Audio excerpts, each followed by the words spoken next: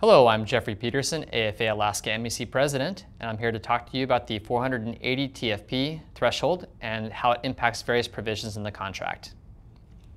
Before we get into the 480 TFP threshold provisions, there are a few points that are important to understand.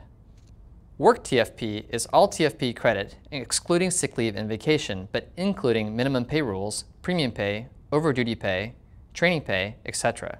The 480 TFP threshold lookback helps flight attendants achieve the 480 when on a medical-related leave. Now let's talk about the 480 threshold and what counts for health insurance.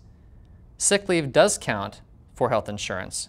Vacation also counts, not just vacation, but the full years of service accrual possible under vacation, and work TFP, including the minimum payroll TFP. This is an improved application for health insurance 480 threshold.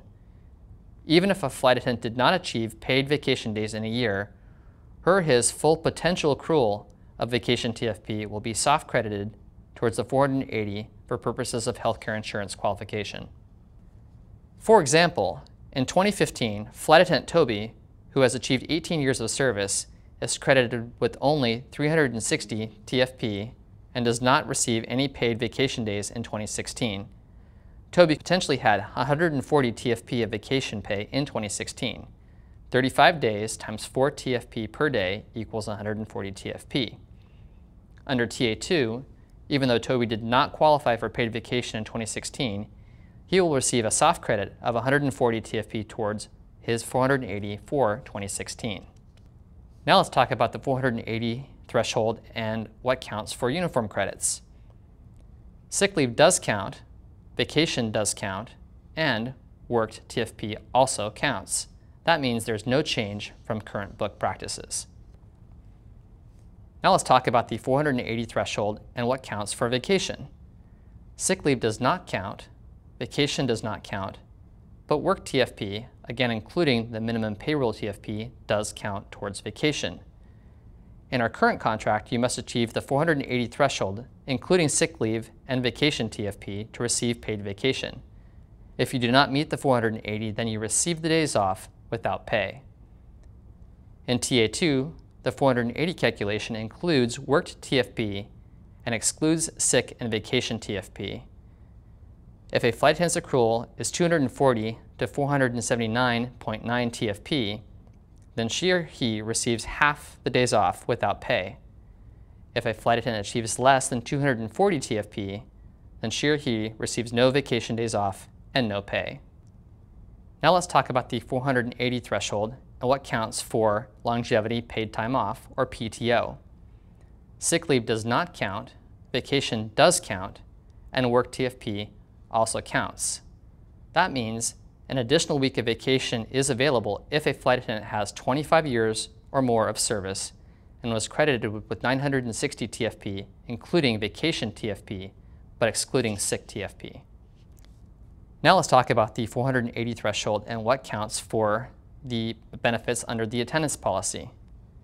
For end-of-year record improvement, sick leave does not count, vacation does count, and work TFP also counts. The new 480 TFP threshold application for the attendance policy says a flight attendant must achieve 480 TFP, including vacation, but not sick leave, to receive year-end record improvement. For bank points, a flight attendant must achieve 240 TFP in 2 consecutive quarters. Now let's talk about how the 12-month look-back works for the 480. In today's application, the 480 TFP calculation is based on January through December.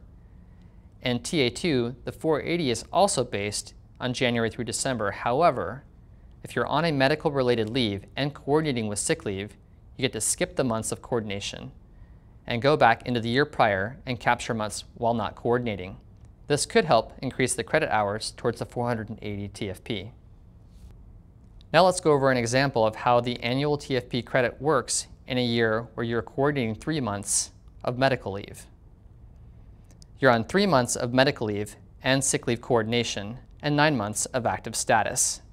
In the first 2 months of 2015, you have achieved 85 TFP. In March through May, you are coordinating a minimum amount of sick leave, 9.3 TFP, and a 31-day month, and 9 TFP in a 30-day month in order to remain eligible for active rate health insurance. That's a total of 27.6 TFP March through May. In the last half of the year, you have achieved 310 TFP. So if you add 85 TFP, 27.6 TFP in the months in which you are coordinating, and 310 TFP, that is a total of 422.6 TFP for the year. In this case, the flight attendant would not achieve the 480.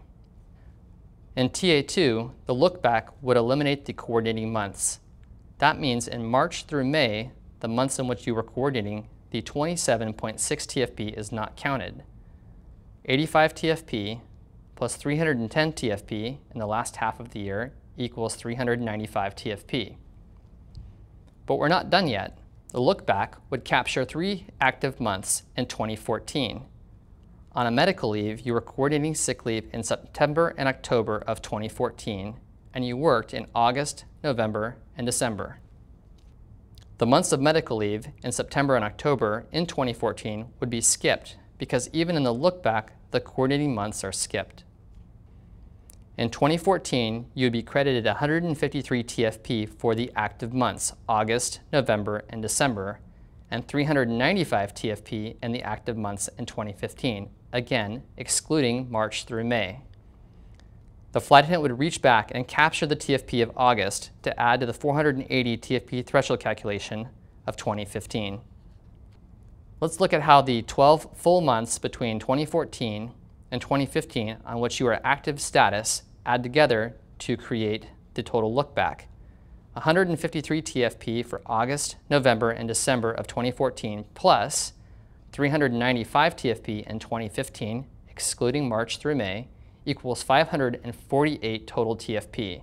In this case, the flight attendant exceeds 480 TFP and maintains all benefits. So that completes the review of the 480 TFP threshold calculation and how it interacts with various provisions in the contract. We hope you find the information helpful. If you have any additional questions, you can email the negotiating committee at negotiations@afaalaska.org, or you can find us on the negotiations blog at afaalaska.org.